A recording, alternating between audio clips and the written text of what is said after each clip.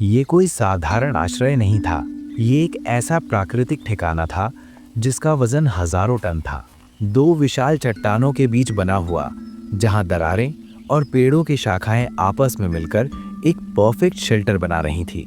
अंदर की जगह हैरान करने वाली थी, खुली, सुरक्षित, और सबसे खास बात, यहाँ एक प्राकृतिक धुएं का रास्ता भी मौजूद था।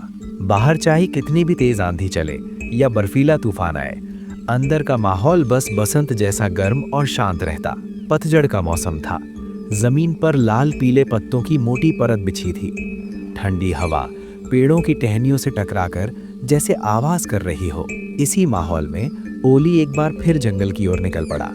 उसका चलने का अंदाज वही, बेपरवाह, जैसे दुनिया की कोई चिंता ही ना हो। एक खड़ी ढलान पर पहुंचकर उसकी नजर दो विशाल पत्थरों के बीच बनी दरार पर पड़ी। थोड़ा ध्यान से देखा तो समझ आया, ये जगह एक इंसान के रहने के लिए बिल्कुल सही है। जो इंसान जंगल में रहना पसंद करता हो, उसके लिए ये किसी खजाने से कम नहीं था।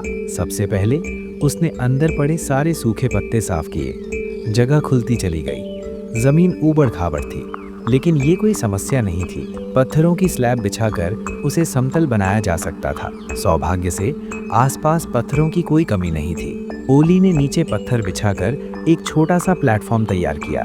फिर पास के झरने से एक बाल्टी साफ पहाड़ी पानी लाया और शेल्टर के कोनों में छिड़काव किया। मौसम तेजी से ठंडा हो रहा था।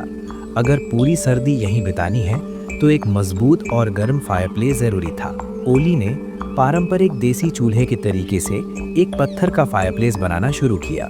जंगल में ये तरीका आज भी सबसे भरोसेमंद माना जाता है। पास ही मौजूद प्राकृतिक वेंट इस काम को और आसान बना रहा था। बस थोड़ी सी मिट्टी से सील किया और अलग से छेद करने की जरूरत ही नहीं पड़ी। फायरप्लेस तैयार होते ही उसने सूखी टहनियां जलाईं ताकि ढांचा अच्छे से सूख जाए। आग तेज होती गई और अंदर की ठंड धीरे धीरे गायब होने लगी। फिर उसने पत्थरों की स्लैब को और बराबर किया ताकि सामान रखने में साफ सुथरा रहे। इसके बाद उसने कुछ छोटे बेकार से पेड़ काटे जो जंगल में बड़े नहीं हो पा रहे थे।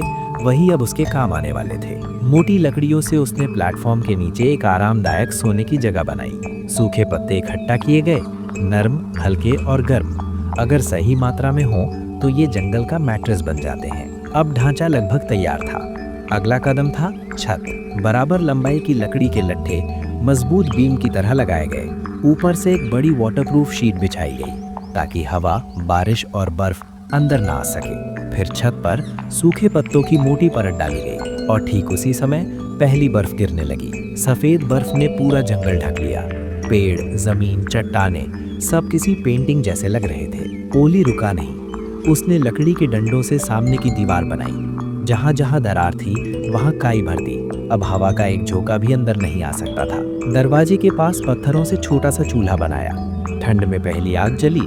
उसने खाने के लिए खाना टिन फॉइल में लपेटा और चूल्हे में रख दिया।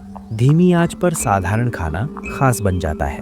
चारों तरफ बर्फ, अंदर गर्मी और सामने जंगल का शांत दृश्य। खाना खत्म होने के बाद उसने दरवाजे के लिए पारदर्शी प्लास्टिक लगाया। हवा भी रुके, रोशनी भी आए। अब ये जगह सच में घर जैसी लगने लगी। शाम होते ही केरोसिन लैंप जला, लकड़ियां काटी गईं। रात की तैयारी हुई।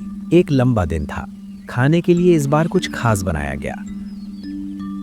साधारण सी जंगल की दावत, लेकिन दिल से। खाना खाने के बाद ओली स्लीपिंग बैग में घुस गया।